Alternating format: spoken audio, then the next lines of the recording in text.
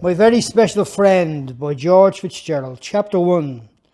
National Boxing Stadium, 145 South Circular Road, All Ireland Championships, semi-final, 1980. My left hand was thrown at lightning speed, but my mind was on Jim Mackin and Larry Malloy at ringside. My opponent stepped in and made me pay for my lack of concentration, peppering my head and body with shots. I'd fallen into the kill zone area. A right hand hit me like a hammer. Immediately, my mind, I was back in school. I was a boy. The teacher was there, talking. I looked at her. She pressed her hands on the table and leaned towards me. George, 1 and 1 is 2. She pointed to the blackboard. The force of the blow sent my head in a spin, literally. My mind went on a holiday without inviting me. It was somewhere nice. I'd be there for a week, like Monday, Tuesday, Wednesday, Thursday and Friday, and back on Saturday. But then I suddenly woke up. The pain is like falling from a wall, taking the full ferocity of the blow to the head. A few blows later, and the flow of blood came. The signature of a testimony, written in blood at 145 South Circular Road. As was my brother's. He wrote it too. However, the day would come, way off in the future, when my brother Joseph would take up the mic and walk out to the front of a sold-out national stadium and tell a different tale. But for now, the canvas rushed towards me, and I dropped like an apple from a tree. I blinked and thought, how did I get here? The referee shouted, 1. I should have weaved, but I didn't. 2. Get up, beat the count. 3. I tried, but I couldn't move. 4. My mind was drifting off to sleep. The teacher is here again. I see her. She bends her knee and rubs my head. 5. I turn my head to my corner. Rocky, Danny, Paddy, Tony, Quinn are jumping up and down, shouting, "Get up, George! Get up, George!" Their mouths are moving, but everything is in slow motion, like the referee who shouts, 6, 7, 8, 9, 10. Everything in my world fell into a silent hush, and I wondered, how long does it take for the referee to count 10? 10 seconds? Maybe, maybe not. What would you do if someone gave you 10 seconds? What if you're sitting in a restaurant and the waiter came along with a silver platter and handed you 10 seconds? 10 whole seconds. What would you do with 10 whole seconds? Wrong question. It's not what would you do, it's what could you do? What could you do with 10 whole seconds? Say hello or say well done, pat somebody on the back, smile, flick the button on the kettle, say a life-changing prayer. I looked at the referee, wave his hands in the air as he roared, "Out!" When I came to weigh it all up, there's a lot you can do in 10 seconds, 10 whole seconds, but being counted out is not something that I would boast over.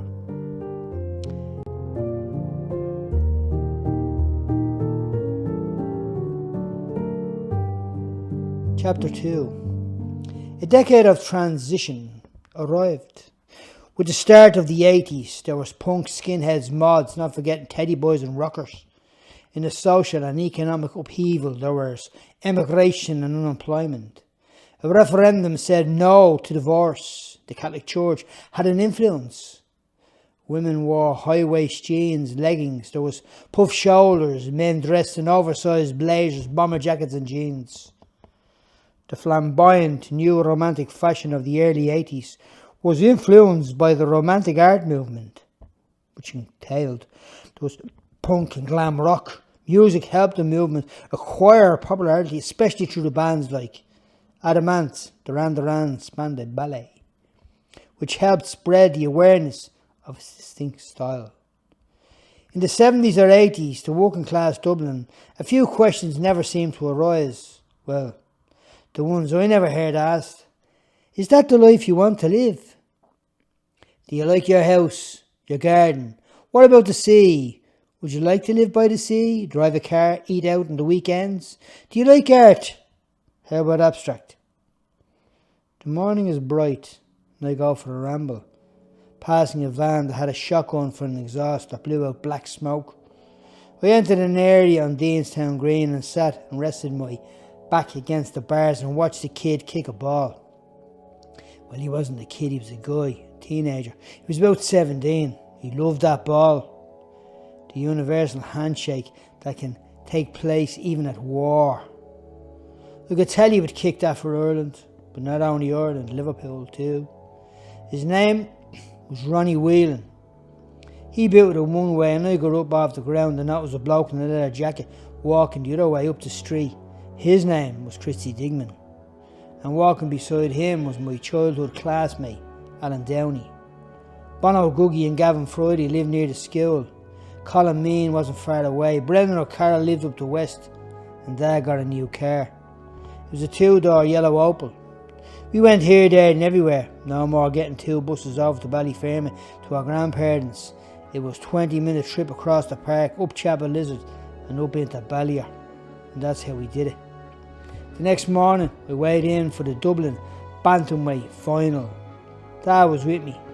There were lines of men standing in their shorts, just like me, and other old men sitting at desks, another man checking the scales, a big old scales that would remind you of something he'd pulled out of the 1940s. Once you stood in the scales, the man at the desk asked, name, weight and club, book, featherweight, transport. When it came to my turn, the man said, which one are you? George or Joseph? George. The man at the scales looked and said to the other guy, 8 stone, 5 pounds, bantamweight. The guy at the scale nodded. I stepped off, picked up my clothes and ran into a corner where I dressed. It was a proud moment. My dad was there and the men honoured me by knowing who I was. Dad said nothing, but he knew. Dad's car had a radio. Not all cars did in those days. I rolled the window down, allowing the breeze to rush in and cool my skin while Dad tapped his hand on the dashboard to the sound of earth, wind and fire. Buggy Wonderland. We took off. The sound of the engine, the rush of the air, the traffic, the song singing. You say your prayers, though you don't care. You dance and shake the hurt. As I envisioned the voice shout those words. The winner and the new bantamweight champion in the blue corner, Fitzgerald. Chapter 3. If the sky can hang high, today it hangs low. The clouds hover above the rooftops like a wet blanket dangling on the line. Joe and I sauntered up the street. We were shoulder to shoulder, our Doc Marten boots capturing every step we took. A neighbour sat on the wall and asked, going anywhere nice, lads? To the moon and back I winked, thinking, I wonder what you'd call nice. I looked around and a penny dropped and I said, Joe, no one's a dreamer. Everybody's content to stay right where they are. Right where they are is what they know. Maybe. Elvis was a DJ. No, he wasn't. Who told you that? No one. See, anything new often seems strange. Look around. Familiarity is everyone's friend. I had a second thought. It's amazing. Well, amazing might be overstating it, but no one ever talks about their first thought. And while my first thought went off somewhere nice, my second thought came to stay. Familiarity fixes things and makes them firm, like man whole place as was that. So was our neighbour and friends. Do you know what? What? We trust in what we think we know and not in what we do know. Do you get it, Joseph? No. I stopped and stood in front of him. Okay, where are we going? Into town. How are we getting there? Bus. Yeah. Because we think the bus will turn up. But we don't know, do we? For sure, if it will or not. Okay. Let's get the bus we think will turn up before we miss the one that won't. I paused and said, yeah. And off we went. As we did, I thought about what it would be like to have a girlfriend. A very special friend. And how I'd spend the day thinking of what to say and trying not to come across as a guy who scripted every word, only to blurt everything out. Kids were everywhere, boys on makeshift trolleys, girls swinging on ropes tied to poles. Others jumped over squares on the ground, drawn in chalk, while a red-headed kid stood in the garden pulling tape from a cassette until his ma took hold of his cheek and dragged him inside. On we went, watching neighbour to neighbour talking. Men on the corner, another by the door, kids at play, birds on the roofs, clouds in the sky. Some people might have had nothing, but nothing had nobody, because everybody had somebody, and that is what made life worth living. See, in our world, life was forgiving, everyone was sharing, even if it was a bowl of sugar and a few slices of bread or a loose cigarette. From the foundations of things, they called us disadvantaged. They were wrong. All they had was stuff. We had each other. We are born into privilege, not want. We had the privilege of seeing neighbours give the only hand they had, the one that was a helping one. Ma said you can share the crumb, and a kind word can go a long way. And Mother came out the door. She looked right and left and then at us. I could see she got her hair done, so I said to her, your hair looks lovely. She gently tipped aside as if she was pushing her hair up, like the way you'd push her little brother through a window. And with smiling eyes, she said, thanks, George. How's your mammy? Grand, thanks. Tell her I said hello, with the words that trailed behind us. I will do, I repeated, and looked back one more time and watching her smile. I didn't know how far a kind word could go, up the street, around the corner, or even across the city. However, wherever I went that day, it made that woman happy, and I was glad, and so was Joseph, because I saw him give me a wink. Chapter 4. When I won the Dublin Bantamweight title, the newspaper said I'd overwhelmed my opponent. I was a bit sloppy that night, but I won anyway, firing over swings all the time, using aggression as a weapon rather than skill, but that's what I chose to do. That was the year I went to the north and beat the Ulster champion. The UTV News reported that we'd arrived. But best of all, I got to wear an Olympic medal for a few moments, because I met Hughie Russell. Hughie began boxing the Holy Family Golden Gloves Belfast as a kid. Over the years he claimed Antrim, Ulster and Irish titles as he rose to senior elite.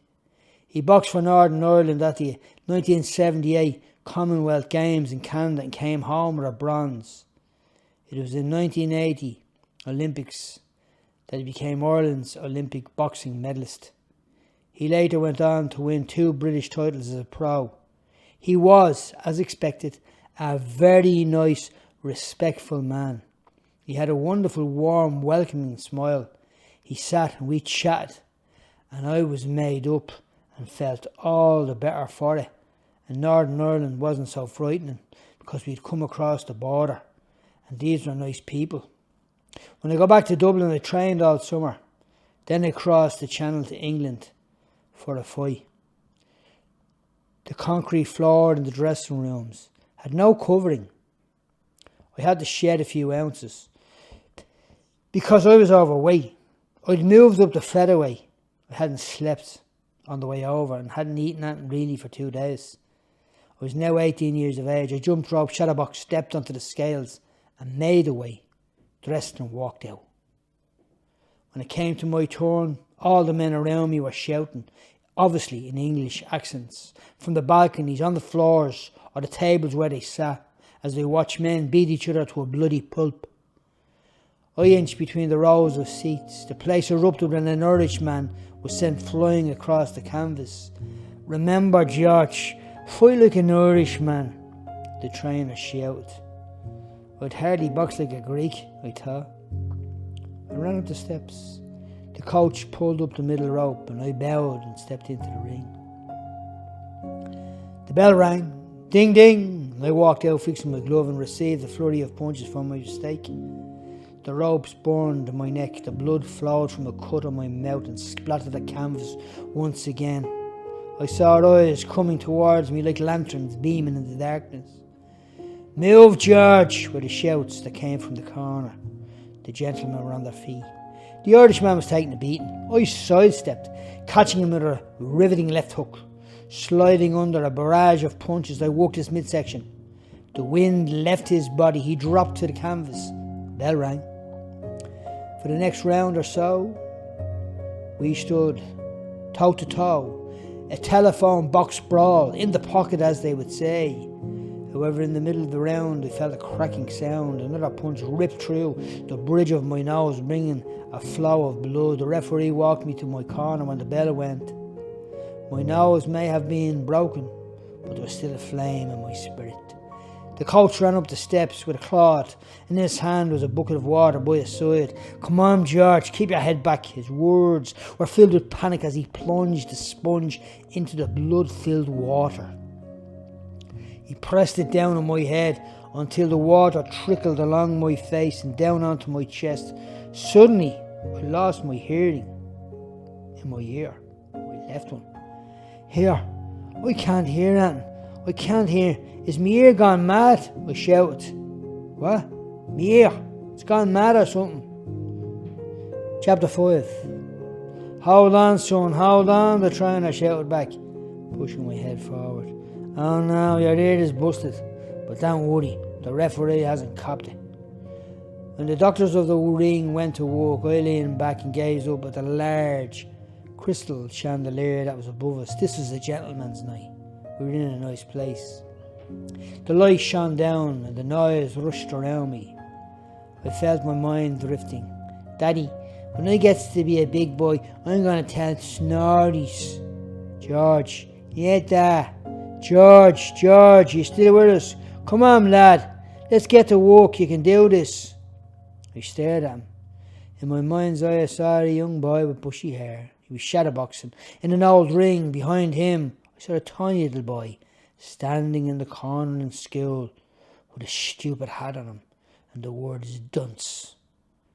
My eyes were opened, but my mind was drifting. No sleep, no water, no food, broken nose, busted ear. "Come on, son, fight back." "What round is it?" The penny dropped. The boy in the corner was trying to fight his way out. But at the moment, I knew this wasn't the way. After I was drowning in a bucket of water, I lifted myself up from the stool. "Box on," the referee shouted. The war raged on. I stepped back, firing wild swings. With the might of the Irish behind me, he dropped to the canvas. I fell, holding myself up while resting one hand on the top rope. The bell rang. My hand was raised in victory on English soil on St. Patrick's Day. "You're all right, Paddy," the English fighter muttered. I glanced over my shoulder and muttered back, "That's me granddad's name." He smiled, busted face and battered. He took off his glove and reached out his hand for mine. In the gladiators' arena, we earned each other's respect. That night, I inserted the key into the door. I stepped into the room and sat on the bed, experienced an overwhelming sense of regret and questioned why I ever boxed at all. I groped the wall looking for the switch. When I found it, I snapped it down. I moved towards the window, thrown off balance by unfamiliar feelings. Soon, very soon, I'll make up my mind, I thought, as I stared at the rough sea. I lay in bed thinking about what it'd be like to have a girlfriend, someone to talk to, a very special friend. I'm wondering if there was somebody out there for me, and if so, what was she doing, what was she up to? A peaceful sleep washed over me. The next morning I jumped up, took a shower and went for a walk. Afterwards I decided to just go up towards the seafront, so that's where I headed. The sea was flat and calm as I strolled quietly along the beach, throwing small pebbles into the water. The currents can be dangerous, an old man said as we passed by. Yeah, thanks, I shouted back, pulling my cap down as I walked out onto a pier. As I moved up towards it, the long narrow pier opened into a square that hung over white railings, wind blowing in my face. That's when I decided I've had enough. I finished boxing. There was like a morning sense, like I was disappointed at my decision, but there was no other way. I had made my choice. On the way home I sat on the bus, and then we got the boat and listened to men singing Irish songs. But I couldn't wait to get home and run away from Irish songs, the ring, punch bags and strict diets. We stepped off the boat, dodging between the crowds.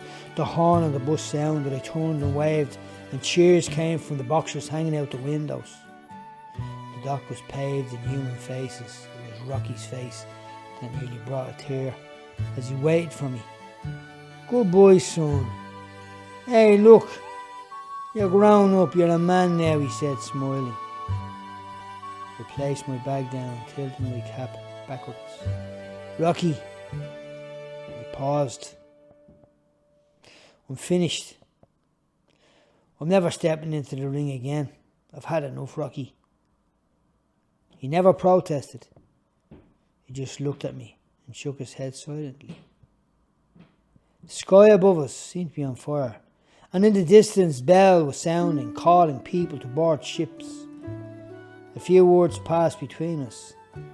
He then took a drag in the smoke and said, "That's that. Right, son. Let me give you a lift into town. You need to get out of here looked at." "Nah, it's okay, Rocky. I have to meet a mate." I lied. I didn't want to sit down and talk about boxing. I just wanted to run. He walked away and threw his arm in the air, and I watched him watch me in the rearview mirror. And as quickly as he'd come into my life all those years ago when I was only a boy, he was gone. I never saw him again, because the day would come when he tried to defend his property. He was murdered on the streets of Dublin. Danny would die the way he lived, alone in a nursing home. I heard on the very last day he died in the arms of his only brother. Goodbye, Rocky. Goodbye, Danny. I was the kid who was afraid to fight, but you seen me through in a world where the unwritten code was, hit him first and hit him the hardest. Thank you, George.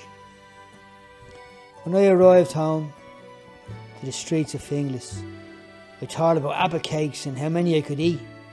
No more diets or starving myself. I glanced across the streets, looked at the rooftops, birds perched, clouds hung on a windless morning. A neighbour looked out the window and shouted, "That's a right shiner you have there, Twinny." "I've had worse," I laughed. I could hear the siren in the distance. With an over-shoulder glance, I saw a goatie run and climb a wall in a long, drabby coat. A witness slipper boy, darting the opposite direction, flashing glances, was running with him. I didn't know it then, but my friend Sonny was running also. He was cornered. A blade went up into the air and came down with great anger. Sonny's blood splattered the concrete walls and ground. I reached my door, knocked once, dropped my bag. It hit the ground hard. And so did Sonny.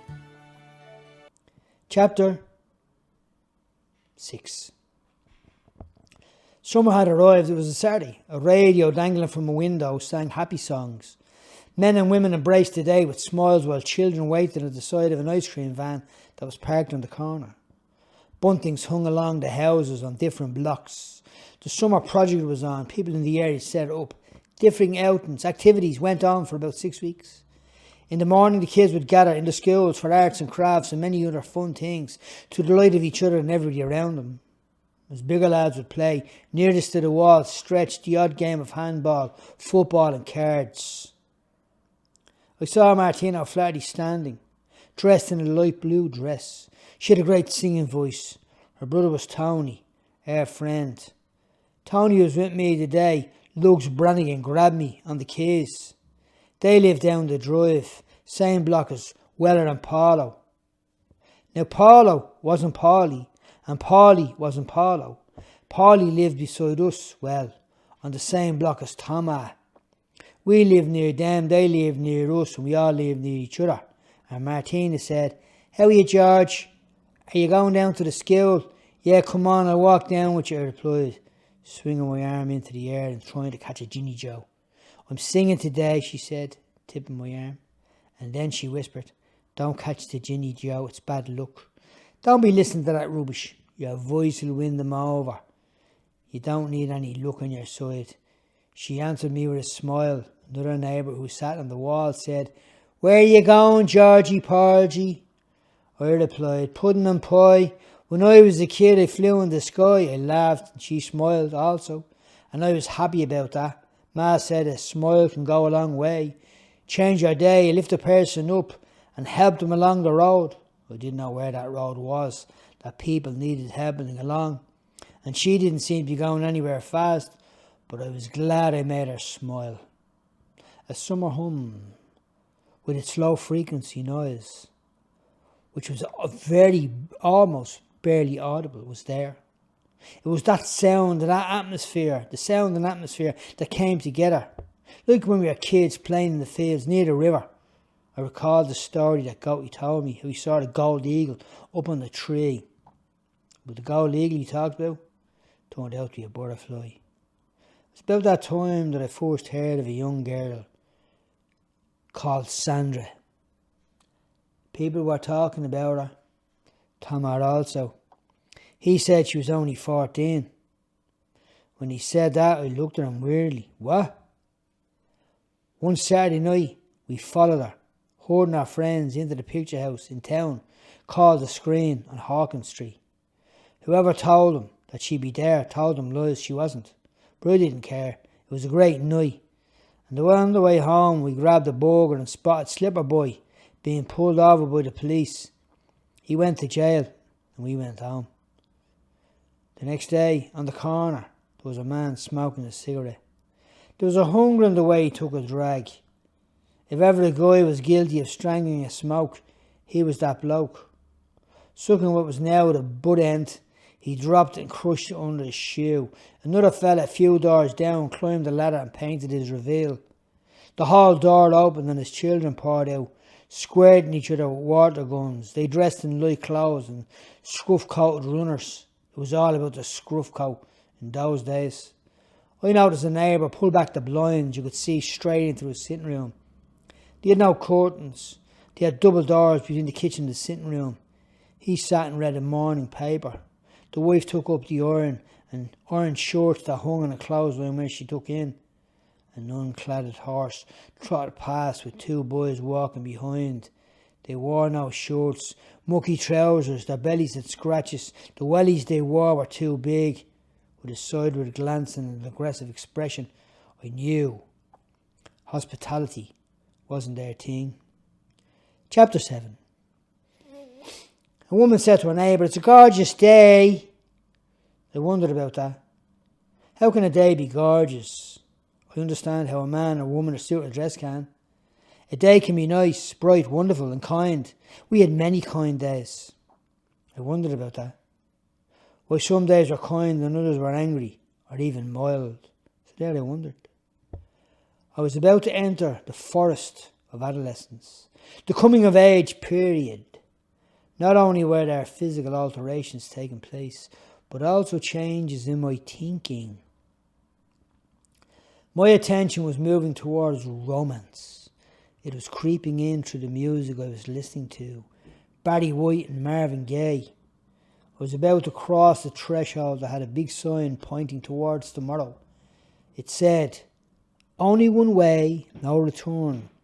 I wasn't aware of it then, but at the moment, my feet were carrying me along to a road called destiny.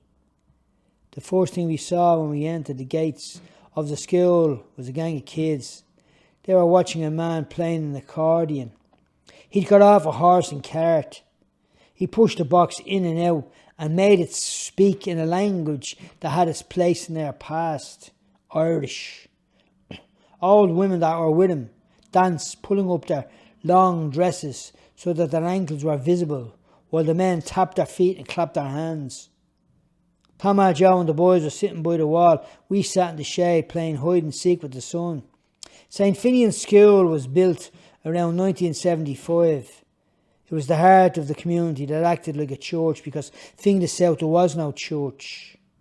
Other kids ran past, driving imaginary tanks, shooting imaginary guns.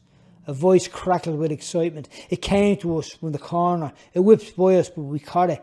Yeah, they're two brothers, I'm telling you. The other brother, Pat, he's a great player. So get him on our side and we'll win, I'm telling you. Here, Pat, some bloke's looking for you to play ball, Joe muttered. Pat went off, smiling from ear to ear. The thing they didn't tell him was the game was being played on the roof. To the passer-by, it was just a flat-roof school in the middle of a working-class neighbourhood. It acted like the place of education.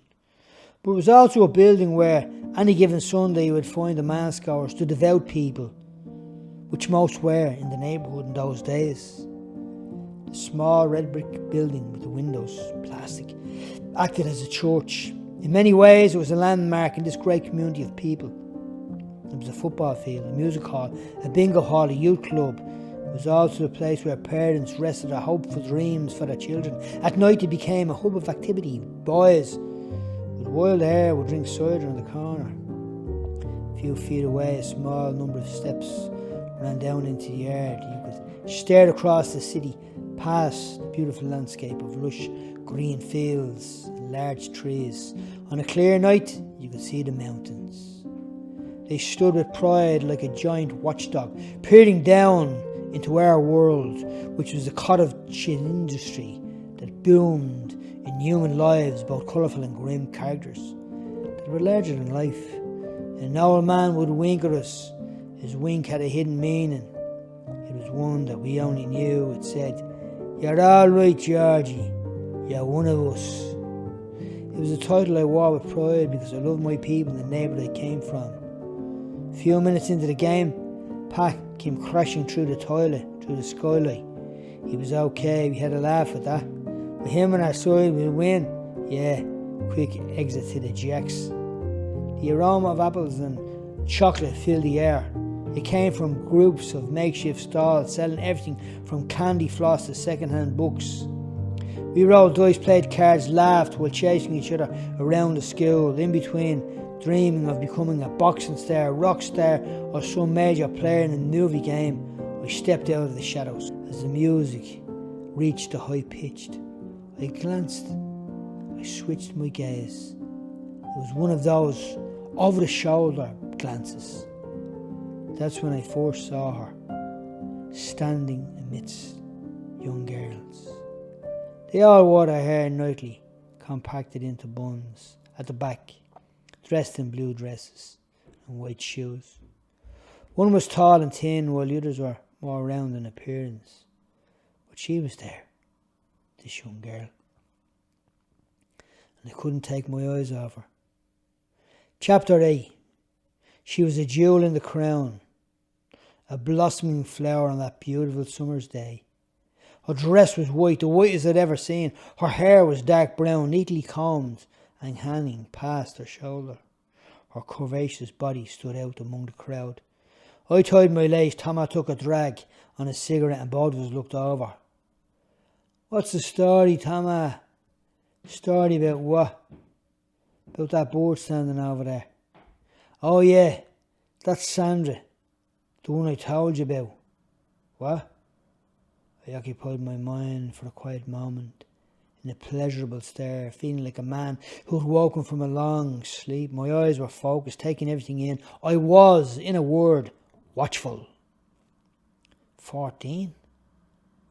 I mustered up courage and began to walk across the crowded yard, wearing bonos, porcupine hat and polo sunglasses. What's happening, George? The lad shouted. I winked and disappeared between the crowd. I heard a whisper. You go over to her, a boy said to another. My ears were alert, my feet were now moving faster. I was not the only one watching. I wasn't the only one who wanted to go over there. She stood very erect, with a perfect posture. Her skin was sallow and soft. Just those beautiful eyes that didn't move or flinch, that grabbed my attention. I cut in, straight in, on the conversation. You have a lovely smile. She looked at me. Thank you. You're one of the Fitzgeralds, one of her friends said. The boxer. You were in the paper a few weeks ago. My brother told us all about you. A few weeks ago? It was months ago, I pondered, but said nothing. I looked at her, caught her glare, and fastened my lips as my heart skipped about 10 beats. I caught sight of a youth walking in our direction. He was wearing jeans in his boots. The collars of his shorts was turned up and his hands was pushed deeply into his pocket. He had that whole new romantic style going on. She turned her head as if by design and smiled on his arrival. He stopped a few feet away and called her over. Listen, I have to go, she said shyly. I noticed she looked a bit embarrassed as she walked away. We were standing in the path of shirtless men stacking boxes, candy, toffee apples and soft drinks. I pretended for that moment to be interested in something else, hoping that my eyes were off her. Her eyes would be on me as she walked away. After a few moments, the boy walked away with our friends and they all rushed over to where she was standing. I watched her from a distance, like a beauty queen walking along a catwalk. She was confident, very much her own person. She was only 14 years of age, which was very surprising. She looked a bit older, and she lived only a few feet away from the school. Billy Boy told me later. A whirlwind had blown me into a world I did not know. I was smitten. I walked home that day with my brothers at my side. Joe had a crew cut hairstyle. Pat's skin was soft and fresh. Little West was running in front of us. I walked like a sleepy child, like a man who had been dropped, the blue canvas staring at him in the face, but the man hadn't counted 10 yet. On the way home we met Harry, a red-headed man who looked like a cross between James Cagney and Spencer Tracy. We had known Harry since we were young boys. He was the janitor of our neighbourhood. He would talk to us as we were grown boys, standing with his hands in his pockets, lecturing us on the qualities of manhood, always guiding us to the right place. How do you catch a pearl? I asked him, not realising what I had said or why I even said it. But then Davy came back to me, my old professional boxing friend, and the words he would have used.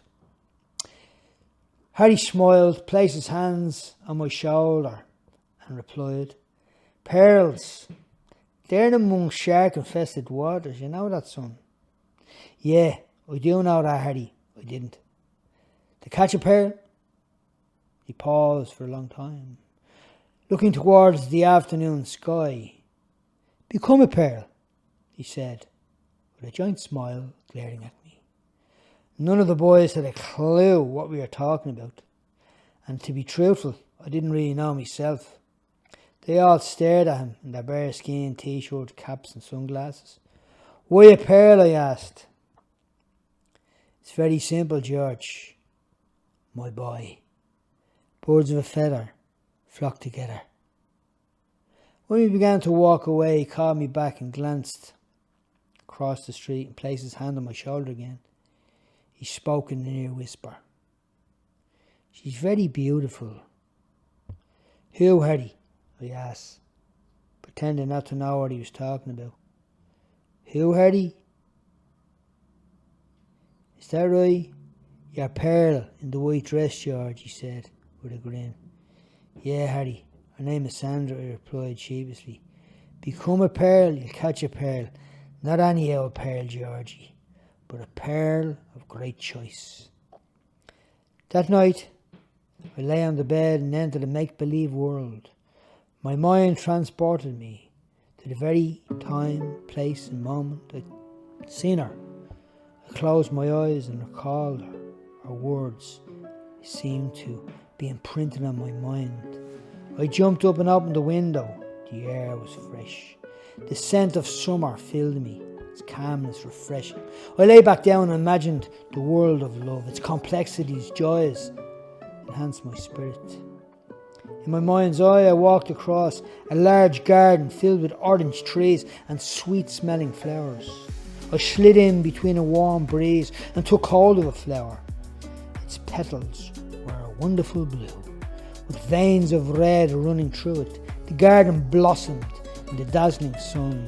I wrote a message with the brush of my heart across the petal. Like a cherry tree among cherry trees in the forest. Your earrings dipped in gold, your body is brown, like the Queen of Sheba in all her glory. So I watched you, my dear, let this little petal fly to you in the whistling of the night, as I close my eyes and drink deep of your scent, falling endlessly into the land of dreams. Because today I believe, without any doubt, I think I've crossed paths with my very special friend. Chapter 9. I was serving my time as a plasterer. On Pier Street was the location of the site. Johnny the plastering foreman pulled the trowel across the wall. If trowels could speak, he was the man who could make them talk. He had a pair of hands that even Michelangelo would have envied. The grey-haired man and the hair that adorned his head and his short physical or physique reminded you, or me, of Jake LaMotta the boxer. There was Johnny, Joe, Paul Sheety, Justin Dixon, Stephen Kerr, Tommy Carberry and Fran the Man, Robbie, to name but a few of us boys that were in that crew, under Johnny and Joe. Here's the muck, Billy Blockhead shouted to Johnny. Either he heard him, or he chose not to, or he ignored him. It was one or the other of those three. In those days, plasterers required to wear white overalls and caps, and Johnny and I, we were no exception. I crossed the plank with a hawk full of skimming and handed it over to him. In the background there was wheels of barrows made a squeaking sound as men in vests rushed up planks, emptied rubbish into bins. Everywhere the eye travelled, men carried blocks, rolled barrels, stacked plasterboard using Kango hammers. Right, son, grab the feather edge and pull it over the wall. Here's the muck, Johnny, Billy roared again, holding his hand over his mouth, trying to raise his voice above this noise. Johnny didn't hear him, but he saw the glint in his eye that told me he did. Here, Johnny, Billy Blockhead's looking for you, I shouted. Yeah, what's the story with him? Have you got that muck mixed yet? Johnny roared while winking at me. Yeah, relax, I'll get it in a minute, Billy replied. Oh, by the way, Big Ron is downstairs, he's looking for you. He's looking for a start somewhere, I think. Will I call him up or what? He asked, walking away with an attitude that said, stuff the muck and stuff you too. Yeah, call him up. I have a number for him, Johnny replied. The floor we walked on was knee-high in old bags of plaster, rubbish, blocks and broken things and lines of steel, all covered in green scum. Big Ron stepped over them and walked in looking like a rich landlord, dressed in a black jacket and trilby hat, not forgetting the big moustache, hence the name, Big Ron. I liked him because not only was he a great plasterer, but he was also a great boxer in his time. He and Johnny didn't exchange many words, and I could see from the place where he was standing that the past wasn't probably exactly a blessed one. How's the training going, Georgie? He asked as he placed the number into his top pocket, completely avoiding Billy and Johnny. Yeah, it's going well, I lied. I didn't have the heart to tell him I was finished boxing. See, it got it busted there. Yeah, had to go under the knife, the operations, you know what I mean? And all that, but it was all right, it'd be grand, you know. Your man said it'd be fine, you know. When I got back from England and that. Yeah, keep it up, son.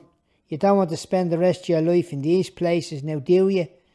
I just nodded, and then he left without saying goodbye to the others. That day I had a heavy debate about boxing with Billy. Billy was all mouth shouting and roaring.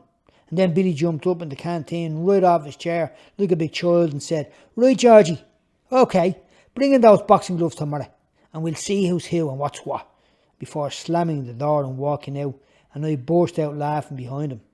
"Georgie, give that mouthpiece a good hiding," laughed Git Moore as we headed up Pearse Street that evening. Chapter 10.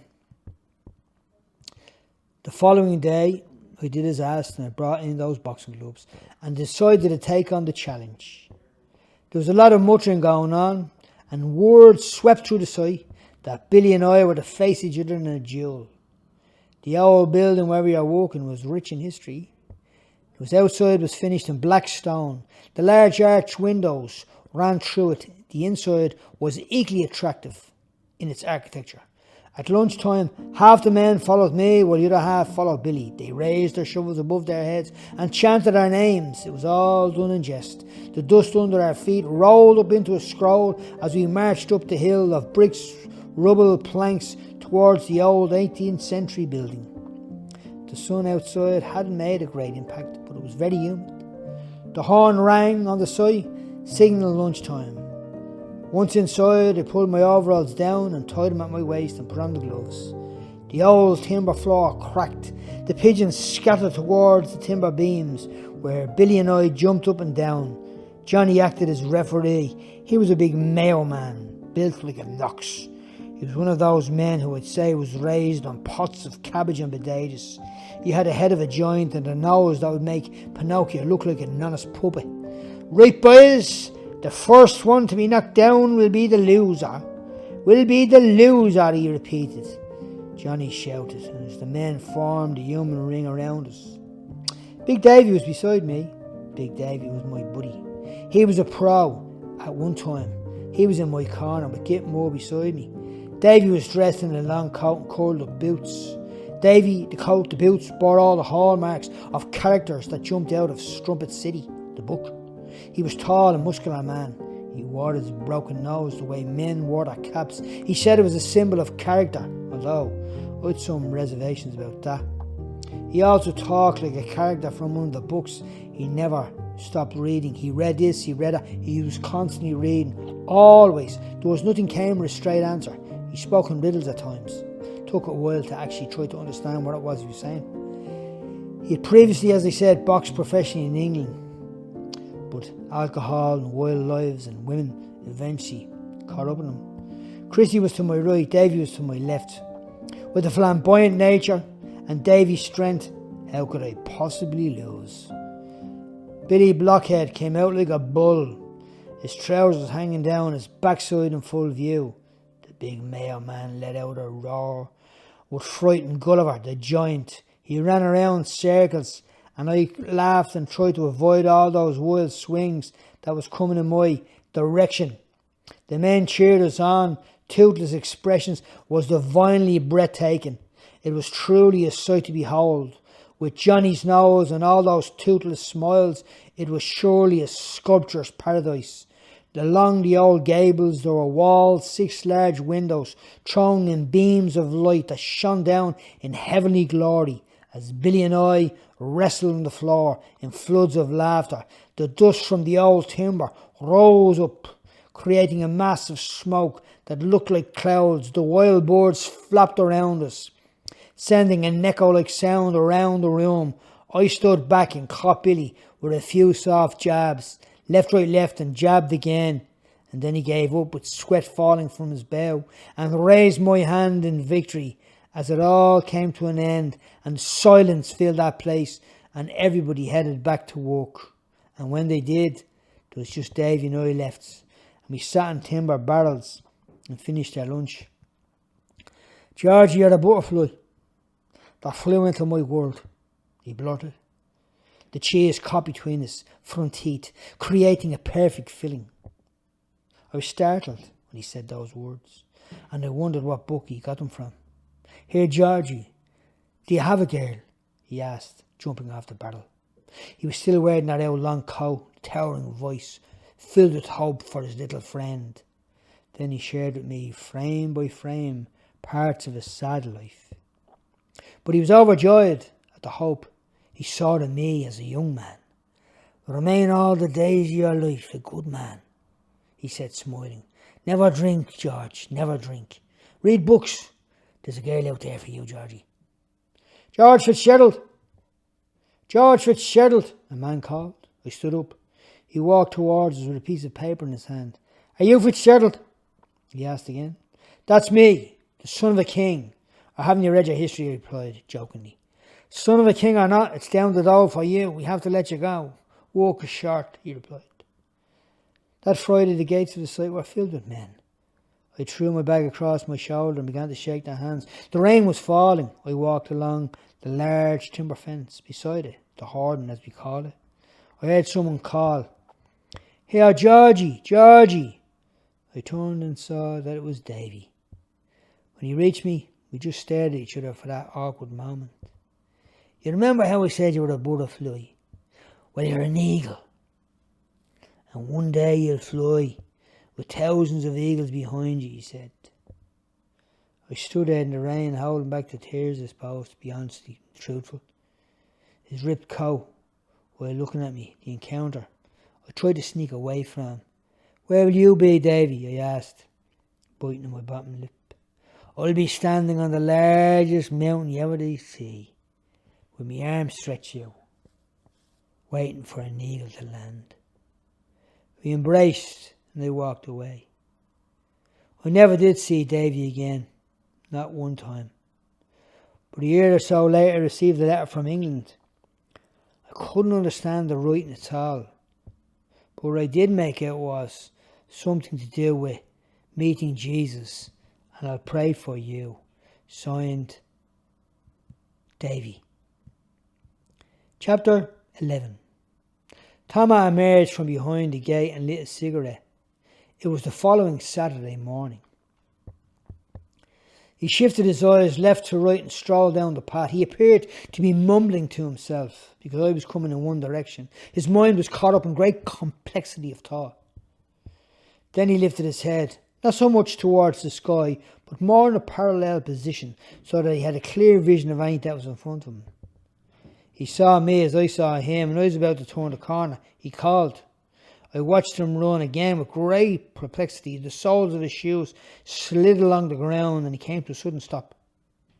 He motioned with his hands for me to follow him, which I did, and we ran together under the hot sun towards the lane, a secret place of whispering. We kept going through the maze of streets until we reached the end of the road and entered the lane. There we rested, breathing heavily, with our hands on our knees. I threw a glance up the lane. "Did you hear the news?" "The news? What news?" "About Slipper Boy," he muttered between each breath. "Nah," I replied, a bit disappointed because I thought he was going to tell me something about Sandra. But I hid my disappointment. I wondered if she liked books. Thomas had said that in a passing, or one conversation. "She likes books," he said. Placing my hands behind my back, I leaned against the wall, envisioning her lying on her bed, reading a book, listening to music. I could see her in my head, of course. The room would be girly, like, you know the way the girlies have it, like the ones I'd seen in films, with pinks and reds and the odd blues. There'd be a mirror, girl's mirror. They always had to have a mirror, didn't they? I looked at Thomas and remembered that he was there talking to me. We were around block walls and graffiti on the walls, and a lone lady was heading towards us, but she saw us and went the opposite way. What story are you talking about?" I asked. "The story is he had a run-in with a hammer." I looked at him with a concentrated look. He's what? He had a run-in? What do you mean? He was about to rush into the story when a kid called him. "Here, Thomas, give us a go, you flick knife." "It's not a flick knife, it's a camper knife." Taking it from his pocket, he twirled it into the air, catching the handle before burying it into the air in a nearby garden. The kid swiped it up and tried to copy him, but he looked clumsy. Thomas swiped it back and shoved it back into his back pocket. "Now get out of here and leave us alone, or I'll give you a clatter." Clatter sounded good, but left it to Thomas to get rid of him. In the years that would follow, that same kid would become a prime suspect in many things, and it wasn't a vocation going to the priesthood. "Wait till you hear this," he said, looking from side to side. Then I heard a man coming up the lane. "How are you? How are you, son? What are you doing?" "Nothing. Nothing. How do you do that?" He laughed as he walked by us. "Right, tell us the story, Thomas." When he finished telling me the story, I was shocked. "Who told you, Thomas?" I asked. "Goaty. We met him at the shops. We were about to leave the lane when I saw Joseph and all coming down towards us. There was Joe, Pat and Weller coming towards us. 'Here, George, you tell him. You've a way of them storytelling,' Thomas said. 'Listen to this, boys. Did you hear what happened to your man Slipper Boy?' He's not my man," Weller said in silence. Joe cut in. "Here, you tell it, Thomas. He'll make a book out of it." "Is that right? Say nothing, Thomas. I'm telling her, no one's hearing it. That's the way it goes." "Yeah, you always have to have the last say, don't you? I didn't even have the first say yet, so let me just say it." So we all gathered around as I recited the story. There's an alley. It was narrow. The muck had seen generations past. Those lodged up on the side of the building. The air was thick and foul. There were smells of nearby butchers breathing out back into the lane. Every inch of the place was the scent of a piggery. The boy stood back, afraid to move. He was afraid to breathe, afraid because of what had happened, afraid for his life. He took a few more slow steps and nearly stumbled over the roll of old carpet. He glanced at the ground. His hand felt like it was frozen in a tight grip. It was only that short moment, but it seemed like a lifetime. His eyes were bulging, bloodshot, transfixed and tense. He wished that someone could come and pluck them out. He wished that he didn't have to come out that night. Then he looked at the hammer that was in his hand. Then he looked at the body. Pete the butcher boy dropped the hammer and cried, "You should have left it, Slipper Boy. You should have left it." But he called a halt to his senses and covered the corpse with carpet and ran. Chapter 12. The long black car crawled along our streets. Its mudguards had white rims on the outside that sparkled in the sunlight. Women stood in the shadows with their arms folded, while little children ran behind, laughing, shouting. "It's a wedding car." The door opened and a girl stepped out. It was her. The girl called Sandra. Her body swayed in a tight yellow dress and high-heeled shoes. There was a moment of silence. "Whose wedding is it?" I asked, aware of all the eyes that weren't on me. "Not yours, anyway." "Shut up," I said to the side of my mouth, not even bothering to look around to who said it. "It's Mary's. You know the girl, Sandra? Well, it's our older sister's friend again." I didn't even turn around to see who had made that comment. "How is everything going? I hope you haven't forgotten our date," I joked across the street. She gave me a gentle smile. But I read it carefully. It said, "Who are you?" The days passed, but I couldn't get this girl Sandra out of my head. So I decided that I would go and have a yap with Shay, my old friend, the cobbler. There was a lot on our minds. Well, there was a lot on my mind, should I say. On the way down, I met Papa the Bulldog. He was sitting on a little red brick wall. He had a full head of grey hair and he always carried a walking stick. Papa was a boxing fanatic. "Papa, me head is done in over a bird." "Don't let it," the grey-haired man said, placing his hands on the top of his stick. "Don't let it," he said again. His eyes were wide and attentive and his ears weren't slow either. They were so low to the ground I wondered how he managed to escape the passing cars. The rays from the sun brightened parts of his hair to a neatly and perfect white that set off his mafioso features. "What will I do?" I asked. "Georgie, I'd like to tell you. When I was about your age, I walked down the docks with me father. Anyway, there was a fella down there, we called him the long fella." Papa stopped in the middle of the sentence, lifted his hand, began to count. There was me, the long fella, and little Sam. Now Georgie, Sam had a sister, Maria.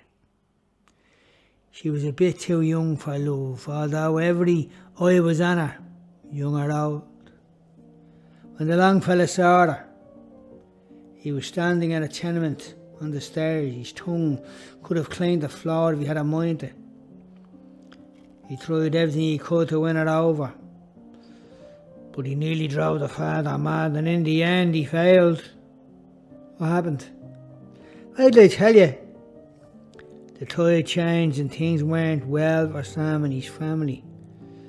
And over time the long fella ended up working for them in their house. He saw Maria every day,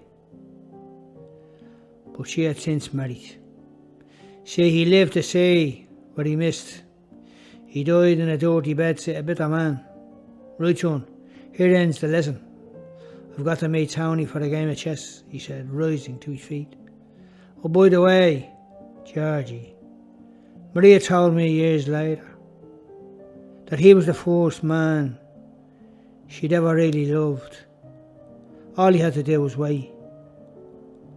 Go and do likewise, Georgie, son. Thanks, Papa.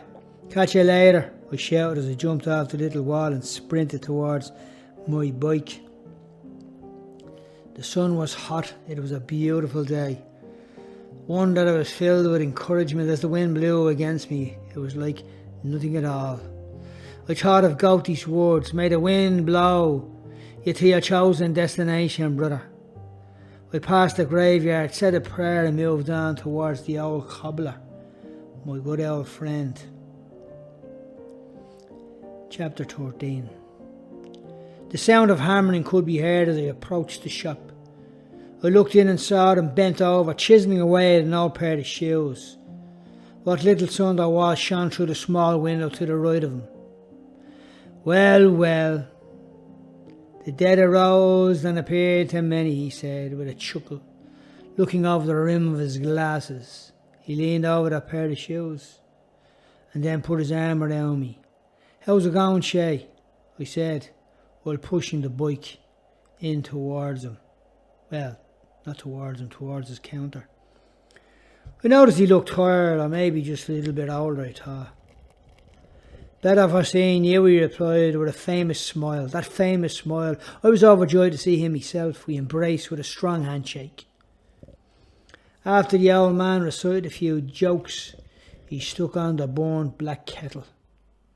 "We'll have a cup of coffee, George." "Sorry I don't have any biscuits, I'm slimming," he said, pointing to his midsection.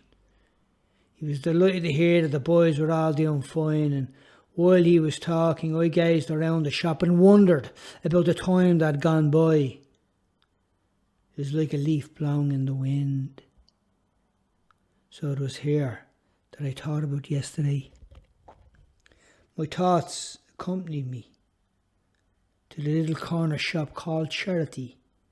It had brown timber doors, the hinges were goodwill because that's what the old man was dressed in, and his dark blue apron represented goodwill. He was the goodwill man, the goodwill guy, the guy who helped you, the guy who talked nice, but the guy whose character shone through. See, when you see the right person, the real person, the guy flowing in character, it's easy to spot the fraudster. My words granted him an invitation to bathe in the summertime of his life. He bowed slightly and rested his hands on the windowsill. I saw him stare through the old glass. He was looking for the little boys who played in those streets while on their way to the boxing club. There was a sparkle in his eyes because he found them. That wonderful Santa Claus smile made an appearance once again. The stare brought a strong sense of friendship that was fostered in an unbridled relationship formed in the knowledge of a shared past. He walked back to the counter, filled his mouth with a small number of nails and hammered away at a pair of shoes. Remember, George, my boy, watch your life with the eyes of a fox, because when you become your own friend, it'll be hard to find an enemy. Life is like the great plantation that's worked on every day. You first have to sow, then wait for the weeds to grow. As you pull up the weeds, you'll see the birds of the air flying over to snatch the seed. That's when you need to watch your life. Because when the birds see you watching, he stays far away. I know what you mean, Shay, I said, not really making sure what I was talking about at all. We have a bit of a problem. Women trouble, eh? True, I guess you could say that. I began to roll the story off my lips at 100 miles an hour. Slow down, Shay cut in. George, my boy, as you know, I never married. What I will say is, if you get close enough, she'll see your heart. Sitting on the chair listening to Shay, I began to feel encouraged. As he spoke to me, thought crossed my mind. Here was this old man alone. Did he miss out? Did he lose the girl of his dreams? My heart was filled with compassion for my old friend when I thought about him walking through life alone. George, one man finds a wife, another finds something else. Maybe it's work, sports or a book, but both share the same happiness in life. The old fox. He'd seen my heart without me revealing a single thing by the words of my mouth, but yet he saw it and gently relieved me of any burden. Will you give up the shop, Shay? I asked, diverting from my life for a moment. I will, he said, with a famous smile making an appearance again. See that wall over there, Georgie? He said, referring to the large grey stone wall that served the dead house. This place will go when they take me over the wall to my place of rest, he said, laughing. We shook hands, and then we shared that glance. He looked at me, remembering the little boy that was once me. As I looked at him, remembering the younger man who was once him. And then we embraced, and I left. When I got home, Thomas and the boys were standing on the corner. The clouds gathered and a sharp wind blew unexpectedly, and the rain began to fall. A woman placed empty milk bottles on the step while schoolboys ran with their pockets full of marbles trying to knock them down. One of them ran into me and raced off. Here! I shouted when I turned. And then I saw Sandra and her boyfriend standing across the street. He kissed her and walked away. A sudden downpour of rain pelted the street. She began to run. Everybody rushed indoors, fathers and mothers calling their children from the streets. I stood and watched her disappear, and then I ran. What's the story, George? Joe called as he stood under the cabin of the wall. I turned for a moment and looked at Weller, Thomas, Noli, Paulie, and the rest standing in the rain under that same cabin. We stared for a moment at each other, and I took off my cap and bowed in a gesture. But Thomas walked out in front, wearing the same cap as me, and shouted, Run, George, and don't look back. And that's what I did. I raced under the outpouring of rain, across the streets, down the lane, past the gang drinking cider and the women rushing towards the bingo. The stolen car, I skidded over. I jumped over the bonnet and kept going, with Shay's words running through my mind. If you get close, she'll see her heart. She turned the corner and stopped for a moment. Her hair was flat from the rain, her clothes tight, clinging to her body. The thunder loomed in the night sky, roaring like a man of war. She stared at me through those deep blue eyes as she rolled her hair into one simple braid. I felt a rush go through me like a symphony as I held back each blink that tried to interpret the moment. Instrumental music was coming from a nearby window. Men and boys looked back as they jumped out of a car. I saw a bopper, Maria, running with umbrellas. They saw her and called out, but we were pinned together by a glance that floated across the street, dodging between the heavy drops of rain. She lifted her head and raised her eyes and switched her glance. It was a seductive look. She smiled and let the wind carry her away, until all it was a memory. And I gazed and watched her run, and I let my words speak after her. We'd said very little in our passing encounters, but I knew that she was my very special friend.